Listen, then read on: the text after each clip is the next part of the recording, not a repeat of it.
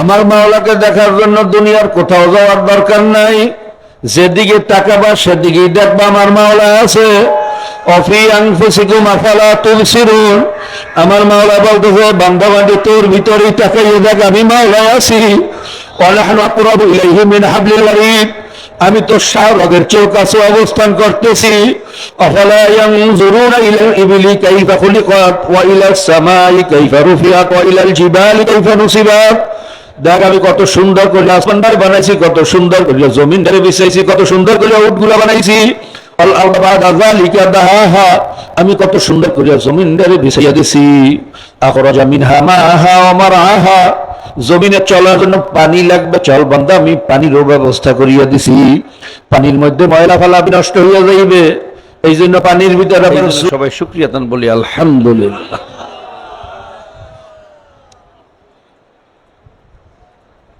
চরমনের মাহফিল অনেক বরকতপূর্ণ জায়গা। এই মাহফিলে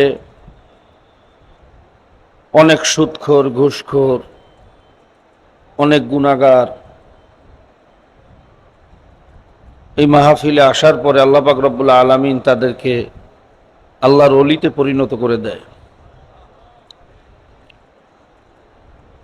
হযরত উলামায়ে কেরাম বারবার বলছেন এই মজলিসের বরকত সম্পর্কে, কারণ এই মজলিসে এমন ব্যক্তিও আছেন যাদের উসিলে আল্লাহ পাক রব্বুল আলামিন আমাদের অনেক গুনাহগারকে আল্লাহ মাফ করে দিবেন। এমন ব্যক্তিও আছেন যাদের চোখের দিকে তাকাইলে, চেহারার দিকে তাকাইলে আল্লাহ পাক রব্বুল আলামিন সগীরা গুনাহগুলোকে মাফ করে দেন। এরকম একটা মজলিসে আল্লাহ পাক আমাদেরকে আসার তৌফিক দান করছেন, এই জন্য সবাই শুকরিয়া দান বলি আলহামদুলিল্লাহ। সংক্ষিপ্ত সময়ের মধ্যে কথা বলতে হবে। মাহফিল হবে কি হবে না, মোহতারাম নায়েবে আমির সাহেব আজকে ব্যাখ্যা দিয়ে বলেছেন। আমরা খুব সংক্ষিপ্ত ছিলাম। অনেক ভাইয়েরা গাড়ি রিজার্ভ করছেন, তেলের অভাবে অনেক গাড়ি আসে নাই। অনেক গাড়ি আসার পরে আবার ফেরত যাবে কিভাবে, তেল পাবে কোথায়, এই চিন্তা করে রিজার্ভ করার পরেও আসতে পারেন নাই। আমরা দোয়া করি যারা নিয়াত করছেন আসার জন্য কিন্তু আসতে পারেন নাই, আল্লাহ পাক রব্বুল আলামিন তাদেরকেও যেন ভরপুর কামিয়াব ফরমাইয়া দেন। তো আমি যে আয়াত শরীফ তেলাওয়াত করছি, আল্লাহ পাক রব্বুল আলামিন কোরআনুল কারীমের মধ্যে প্রথম চ্যালেঞ্জ গ্রহণ করছেন, চ্যালেঞ্জ দিয়েছেন যে আমার এই কিতাবের মধ্যে কোনো ভুল নাই, কোনো সন্দেহ নাই। কথা ঠিক না? উলামায়ে কেরাম বয়ান করে থাকেন, বিভিন্ন যুক্তি দিয়ে থাকেন নাস্তিকদের বিরুদ্ধে। নাস্তিকরা তো বলে আল্লাহ নাই, উলামায়ে কেরাম যুক্তি দিয়ে থাকেন যে আল্লাহ যদি নাই থাকতেন তাহলে আসমান, জমিন, গ্রহ, নক্ষত্র, চন্দ্র, সূর্য, পাহাড়, নদী, খাল, বিল কে সৃষ্টি করেছেন, কে বানিয়েছেন? বিগ ব্যাংয়ের থিওরি অনুযায়ী বৈজ্ঞানিক ব্যাখ্যা, বিভিন্ন ব্যাখ্যা আছে। তারা বলে ন্যাচারাল ভাবে, অটোমেটিক ভাবে হয়েছে, আপনি আপনি হয়েছে। কথা ঠিক না? উলামায়ে কেরাম যুক্তি দেন যদি আপনি আপনি হইয়া থাকে, একবার যদি একটা জিনিস আপনি আপনি হয়, দ্বিতীয়বার আরেকবার হইতে পারে না? কথা বলেন, পারে না? তাহলে এখন আরেকটা সূর্য, আরেকটা চন্দ্র আপনি আপনি হয় না কেন? কথা কয় না। আল্লাহ যে একজন আছেন এর পক্ষে হাজারো এরকম যুক্তি আছে। আল্লাহ যে নাই এর পক্ষে সুন্দর কোনো যুক্তি আসমান থেকেও দিতে পারে নাই। বরঞ্চ বহুত নাস্তিক যুক্তি দিয়া শেষ পর্যন্ত সৃষ্টিকর্তায় বিশ্বাসী হইয়া ইমানদার হয়ে গেছে। পৃথিবীর মধ্যে সবচেয়ে বেশি যে দেশে মুসলমান হয় সেই দেশ হলো আমেরিকা। সরকারি হিসাব অনুযায়ী দৈনিক প্রায় 17 জনের উপরে, সুবহানাল্লাহ বলবেন না? এবং সবাই শিক্ষিত। আল্লাহ যে একজন আছেন এর সবচেয়ে বড় দলিল উলামায়ে কেরাম দিয়ে থাকেন আল্লাহ পাকের কোরআন। সবাই বলেন সুবহানাল্লাহ। কিভাবে দলিল হইল? এই কোরআনুল কারীম নাজিল হয়েছে 1450 বছর আগে। কত বছর আগে? খুব ভালো করে খেয়াল করেন, সংক্ষিপ্ত আলোচনা। তখন কোনো telex, fax, internet, satellite, Google, AI প্রযুক্তি বলতে কিচ্ছু ছিল না। ছিল? বিজ্ঞান সম্পর্কে মানুষ কিছু জানতো না, মহাকাশ সম্পর্কে জানতো না, ভূতত্ত্ব সম্পর্কে জানতো না, মহাসাগর সম্পর্কে জানতো না। ওই যুগে কোরআনুল কারীমের মধ্যে মহাকাশ সম্পর্কে আলোচনা, ভূতত্ত্ব সম্পর্কে আলোচনা, মহাসাগর সম্পর্কে আলোচনা, সূর্য সম্পর্কে আলোচনা, এরকম বিজ্ঞানে ভরপুর কোরআনুল কারীম আল্লাহ পাক রব্বুল আলামিন নাজিল করিয়া চ্যালেঞ্জ দিয়েছেন, যালিকাল কিতাবু লা রাইবা ফি। এই কালামে কোনো ভুল নাই। কোনো আজ পর্যন্ত কোনো বৈজ্ঞানিক, কোনো দার্শনিক, কোনো সায়েন্টিফিক, কোনো সাহিত্যিক মাওলার কোরআনের দর্শনে, সায়েন্সে, সাহিত্যে, বালাগাত ফাসাহাতের দিক থেকে, বিজ্ঞানের দিক থেকে, কোনো দিক থেকে একটা সামান্য পরিমাণে ভুল ধরতে পারছে? কোনোদিন পারবে? আমাদের শায়খ মুর্শিদ আব্বাজান রহমাতুল্লাহ আলাইহি বলতেন, হ্যাঁ আমার নাস্তিক বাবারা, তোমাদের সাথে আমাদের কোনো কথা নাই, কোনো যুক্তি নাই, কোনো ঝগড়া নাই। যদি আল্লাহ পাকের কালামের মধ্যে একটা ভুল ধরিয়া দেখাইতে পারো তাহলে আমরাও আর নামাজ পড়বো না, আমরাও আর রোজা রাখবো না, আমরাও তোমাদের মতো দাড়ি টাড়ি কামাইয়া, রেডিও টেলিভিশন ঘরের ভিতরে উঠাইয়া, বিবিরে বেপর্দায় সারিয়া দিয়ে তোমাদের মধ্যে আনন্দ ফুর্তি করিয়া শুরু করিয়া দেবো। কথা ঠিক না? আর যদি ভুল ধরতে না পারো, হাতে পায়ে ধরিয়াও বলতেছি এখনো সময় আছে, ফেরো। এ চ্যালেঞ্জের কথা মনে আছে? কথা কয় না? 1400 বছর আগে আল্লাহ পাক রব্বুল আলামিন যে চ্যালেঞ্জ দিয়ে রাখছেন, সেই চ্যালেঞ্জ এখনো আছে না উঠাই নেছে? এই বিজ্ঞানের যুগে, এআইয়ের যুগেও আল্লাহর কালামে কেউ ভুল ধরতে পারছে? বরঞ্চ বিজ্ঞানের ভুল ধরা পড়ছে, কিন্তু মাওলার কালামে ভুল, বিজ্ঞানের ভুল হয় না? জোরে কোন হয় না? বিজ্ঞান একবার বলছিল যে দুনিয়া ঘোরে, সূর্য ঘোরে না। কিন্তু আল্লাহ পাক রব্বুল আলামিন কোরআনুল কারীমের মধ্যে বলছেন, আশ-শামসু তাজরি লিমুস্তাকাররিল লাহা যালিকা তাকদীরুল আজিজিল আলিম। সূর্য তার নিজ কক্ষপথে চলমান। তখন অনেক ফাসেক ফুজ্জার বলছে যে কি কোরআনে বলে কোনো ভুল নেই, এই তো ভুল ধরা পড়ছে। সবাই বলেন নাউজুবিল্লাহ। অনেকে বেঈমান হয়ে গেছে এই থিওরি বিশ্বাস করিয়া, কিন্তু ইমানদাররা বেঈমান হয় নাই, ওলামায়ে কেরাম বেঈমান হন নাই। কারণ ওলামায়ে কেরাম এবং ইমানদারদের বিশ্বাস ছিল যে বিজ্ঞানের থিওরিতে ভুল হইতে পারে, মাওলার কোরআনে ভুল হইতে পারে। জোরে কোন পারে? বর্তমান জমানার বিজ্ঞান কি বলতেছে? যে না, সূর্য শুধু ঘোরে না, কোটি কোটি মাইল স্পিডে ঘুরতেছে, এবং সূর্যের ঘোরার কারণেই দুনিয়ার ভারসাম্যতা ঠিক আছে। যেদিন ঘোরা বন্ধ হইয়া যাইবে সেদিন কিয়ামত কায়েম হইয়া যাইবে। মেশিন যখন ফেরাই হুইল ঘুরতে থাকে, ডাইন দিকে ঘুরতেছে ঘুরতেছে, যখন বন্ধ হইয়া যায় উল্টো দিকে একটা ঘুরি দেয় না? কথা কেন দেয় না? বিজ্ঞান গবেষণা করে বলতেছে যদি সূর্য ঘোরা বন্ধ হইয়া যাইবে, উল্টা দিকে একটা ঘুরি দেবে। তার মানে পশ্চিম দিক থেকে সূর্য উঠবে। কোন দিক থেকে? তখন কিয়ামত কায়েম হবে।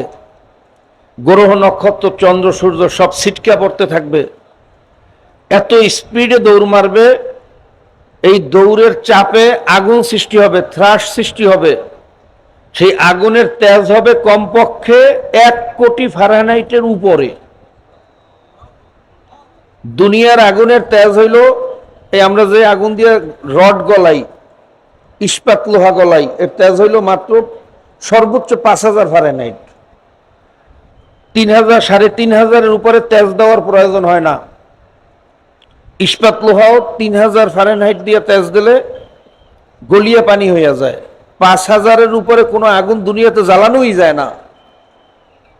এর চেয়ে বেশি গতির আগুন জ্বালানোর মতো কোনো পদার্থ দুনিয়াতে নাই।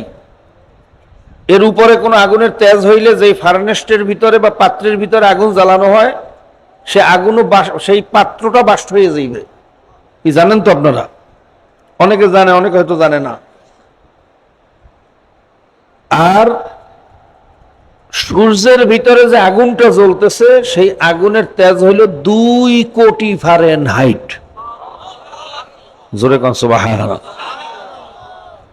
আর সূর্য যখন উল্টা দিকে ঘুরবে, গ্রহ নক্ষত্রগুলো যখন একটা গ্লাসের মধ্যে নির্দিষ্ট মাত্রায় যদি একটা মার্বেল ঘুরানো হয়, দেখবেন একসময় মার্বেলটা গ্লাসের মাঝখানে এসে দাঁড়াইয়া যায়। কথা ঠিক না? একটু বেশি ঘুরাইলে ছিটকে বাইরে হয়ে যায়, একটু কম ঘুরাইলে নিচের দিকে পড়িয়া যায়।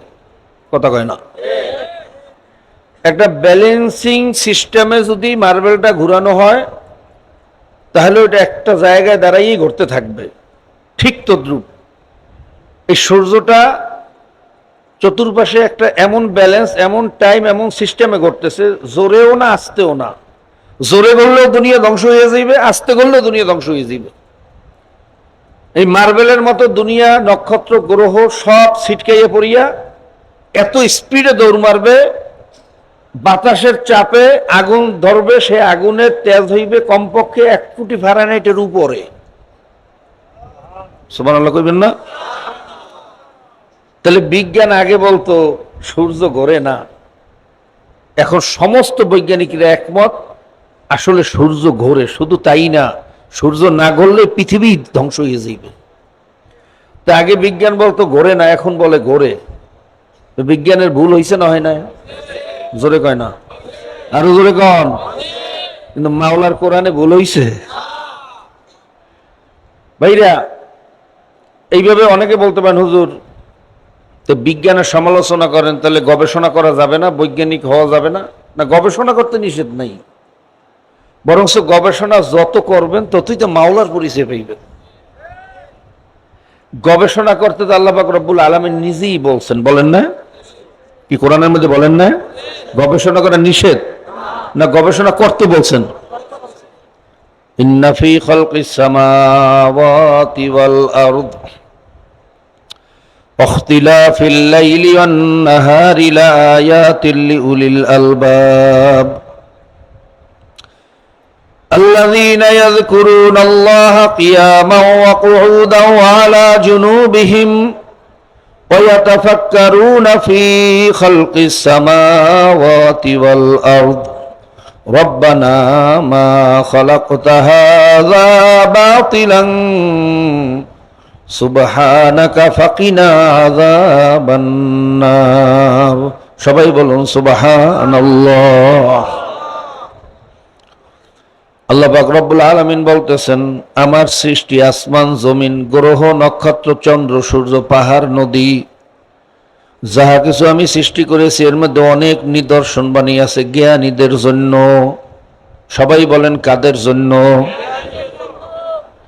জ্ঞানী কারা? তাও আল্লাহ পাক রব্বুল আলামিন বলতেছেন, আল্লাযীনা ইয়াযকুরুনাল্লাহা কিয়ামান ওয়া কুউদান ওয়া আলা জুনুবিহিম, যারা দাঁড়ানো অবস্থায়, বসা অবস্থায়, শোয়া অবস্থায়, সর্ব অবস্থায় আমি মাওলার জিকির বেশি বেশি করবে। সবাই বলেন সুবহানাল্লাহ। কি বেশি করবে? আবার বলেন কি বেশি করবে? ওয়ায়াতাফাক্কারুনা ফি খালকিস সামাওয়াতি ওয়াল আরদ, জবানে থাকবে জিকির আর দিলের ভিতরে থাকবে ফিকির। আমার মাওলা আসমানটা কেমনে বানাইছে, জমিনটা কেমনে বিছাইছে, আমার মাওলা পাহাড়টা কিভাবে গাড়ছে, আমার মাওলা সাহারটা বাইরা সাগরটা কিভাবে বানাইছে। ওয়ায়াতাফাক্কারুনা ফি খালকিস সামাওয়াতি ওয়াল আরদ, আসমান জমিন নিয়ে গবেষণা করবে, তাফাক্কুর করবে, গওর করবে। গবেষণা করতে বলছেন, নিষেধ করেন না, কথা ঠিক না বেঠিক? এবং গবেষণা করতে করতে যখন তার বুঝে আসবে না, আমার মাওলা আসমানটা কেমনে উঁচা করিয়া রাখছে, সূর্যটারে কেমনে ঝুলাইয়া রাখছে। ওই সূর্যের ভিতরে 2 কোটি ফারেনহাইট তেজের আগুন কি দিয়া জ্বালাইছে। দুনিয়ার আগুন এত কিছু দিয়ে আমরা জ্বালানোর পরে 5000-এর উপরে তেজ করা যায় না। এরপরেও লাকড়ি এক সময় জ্বলতে জ্বলতে কয়লা হইয়া যায়, কয়লাও এক সময় বাইরে জ্বালাইতে জ্বালাইতে কামাররা ওইটা ছাই হইয়া যায়, ডাস্ট হইয়া যায়। ইটের ভাটার ভিতরে আমরা যে পাথর কয়লা দিয়ে আগুন জ্বালাই, এক সময় জ্বলতে জ্বলতে আর জ্বলে না। কথা ঠিক না বেঠিক? জোরে বলেন ঠিক না বেঠিক? কিন্তু সূর্যের ভিতরে যে মাওলা আগুনটা জ্বালাইছে, কি লাকড়ি দিয়া জ্বালাইলো, আজ পর্যন্ত ওই লাকড়ি শেষ হইল না।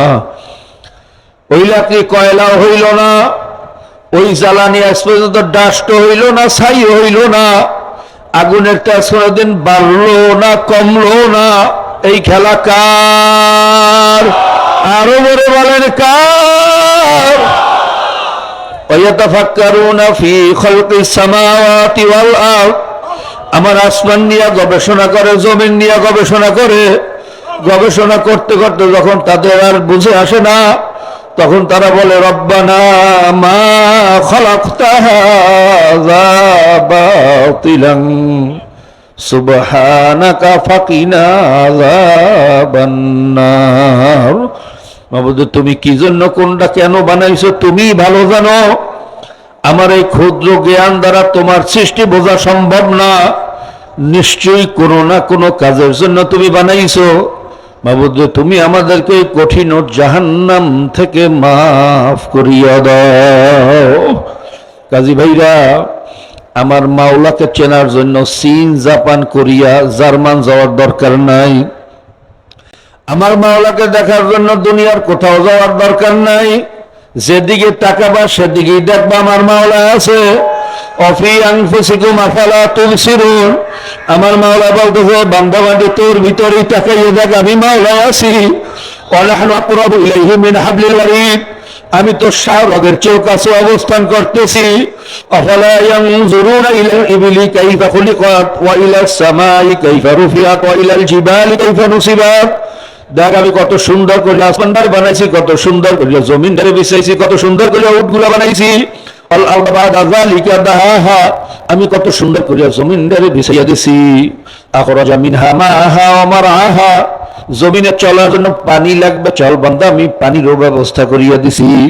পানির মধ্যে ময়লা ফালা নষ্ট হইয়া যাইবে, এই জন্য পানির ভিতরে আবার জোয়ার ভাড়ার ব্যবস্থা করছে কে? এই জোয়ার ভাড়ার মাধ্যমে সমস্ত ময়লাগুলো আস্তে আস্তে সাগরের মধ্যে নিয়ে যায়। পানি এক সময় নষ্ট হইয়া যাইবে, এই জন্য জোয়ার ভাড়া দিয়া ময়লাগুলো সাগরে নিয়া নোনা পানির ব্যবস্থা রাখছে। নোনা পানি দিয়া সমস্ত ময়লাগুলোকে ধ্বংস করিয়া দেয়। আবার এই নোনা পানি নদীর ভিতরে ঢুকায়। কিন্তু কি আশ্চর্য ঘটনা, কি মাওলার খেলা! এই নোনা পানি নদীর ভিতরে ঢোকার পরে আস্তে আস্তে সব মিষ্টি পানি হয়ে যায়। কারণ আমার মাওলা জানে নদীর ভিতরেও যদি নোনা পানি দিয়ে আমি ভরিয়া দেই, আমার বান্দা বান্দির কষ্ট হইবে, ফসল নষ্ট হইয়া যাইবে। এই জন্য নদীর ভিতরে ঢোকার পরে বাইরা পানিগুলো আস্তে আস্তে সব মিষ্টি পানিতে পরিণত হইয়া যায়। বোঝা গেল নদীর মুখের ভিতরে একটা কুদরতি ফিল্টার, একটা রিফাইন মেশিন ফিট করছে। কে ফিট করছে? আরো কে? মাঝে মধ্যে আবার ভাইরা সাগরের পানি নদীর ভিতরে চাপে ঢুকিয়া যায়। বন্যার চাপে, বাতাসের চাপে ঢোকার পরে আস্তে আস্তে বন্যা শেষ হইয়া গেলে আবার সাগরের পানি, নোনা পানি সাগরে চলিয়া যায়। আবার মিঠা পানি দিয়ে নদীটা ভরিয়া দেয়। এই খেলা কার? আমার মাওলা সাগরের ভিতরে, নদীর ভিতরে এমন একটা পর্দা লাগাইয়া দিয়েছে, এক সাগরের পানি আরেক সাগরের সাথে মেলে না, এক নদীর পানি আরেক নদীর সাথে মেলে না। যদি কোনো সময় একটার সাথে একটা মিলিয়ে যায়, আবার অটোমেটিক আস্তে আস্তে আলাদা হইয়া যায়। ভাইরা এইটা নিয়ে গবেষণা করতে যাই আর ডাক্তার মরিস বুখাইলি মুসলমান হয়ে গেছে। সুবহানাল্লাহ। আল্লাহ তোমাকে চেনার তৌফিক দিয়া দাও।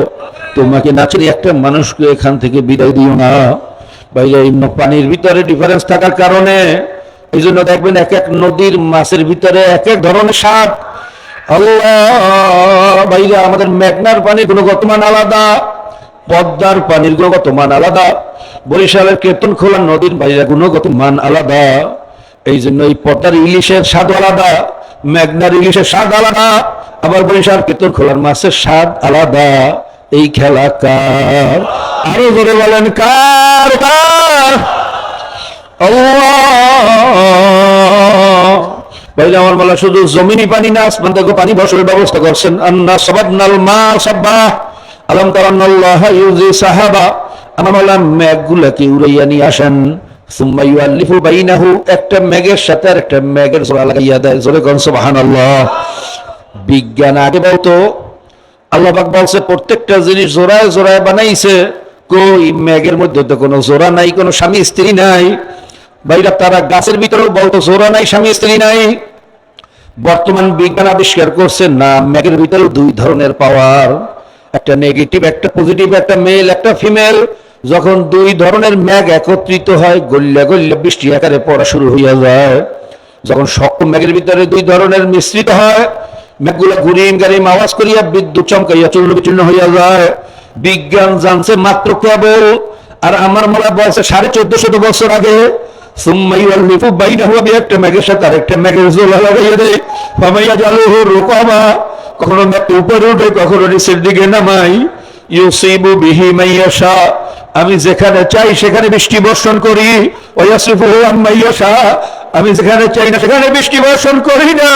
ইন্নাল্লাহা আলা কুল্লি শাইইন কাদির, সব ক্ষমতা জোরে বলেন কার?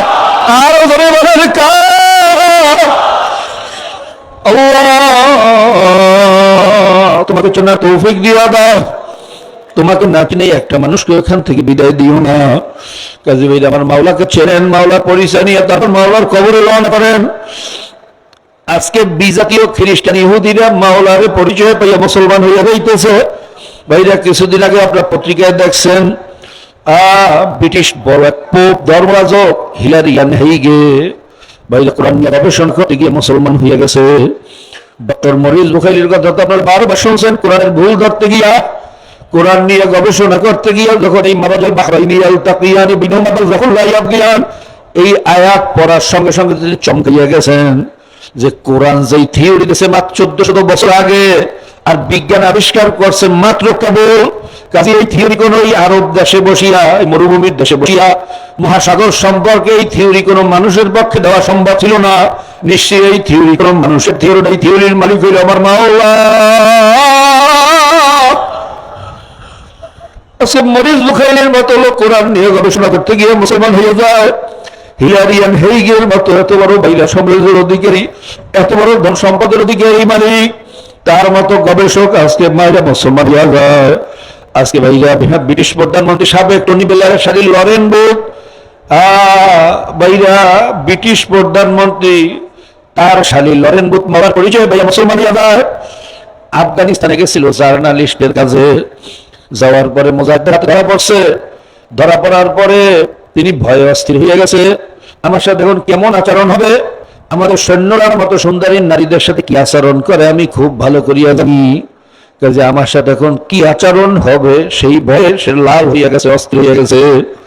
কিন্তু মাওলার কুদরত, ভাইরা মুজাহিদরা তাকে সন্দেহ করছে, হয়তো কোনো গোয়েন্দা হইতে পারে, কোনো জাসুস হইতে পারে। জিজ্ঞাসাবাদের জন্য তাকে ক্যাম্পে নিয়ে বিভিন্ন রকম পরীক্ষা নিরীক্ষা যখন করলো, জিজ্ঞাসাবাদ করলো, দেখে না সে একজন জার্নালিস্ট, কোন জাসুসের কাছে এখানে আসে না।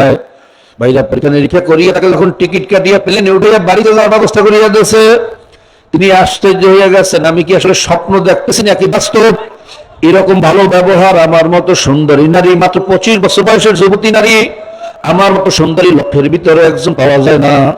আমার মতো সুন্দরী নারীর কাছে প্রশ্ন করছে, আমার চেহারার দিকে একবার তাকাইলো না, প্রশ্ন করছে সব নিচের দিকে তাকাইল। আমার সাথে খারাপ ব্যবহার তো দূরের কথা, মায়ের সাথে সন্তান যেরকম আচরণ করে সেরকম আচরণে আমার সাথে জিজ্ঞাসাবাদ করিয়া আমাকে প্লেনে উঠাইয়া নিরাপদে বাড়িতে যাওয়ার ব্যবস্থা করিয়া দিয়েছে। এই জাতি কোন জাতি? সারা জীবন তো শুনলাম মুসলমানরা বড় খারাপ, আমাদের নেতারা আমাদেরকে শিখেছে তারা সন্ত্রাস, তারা খারাপ। কই না, বাস্তবতা তো দেখলাম ভিন্ন। তাহলে মুসলমান সম্পর্কে আমরা যা জানছি সব ভুল, সব মিথ্যা।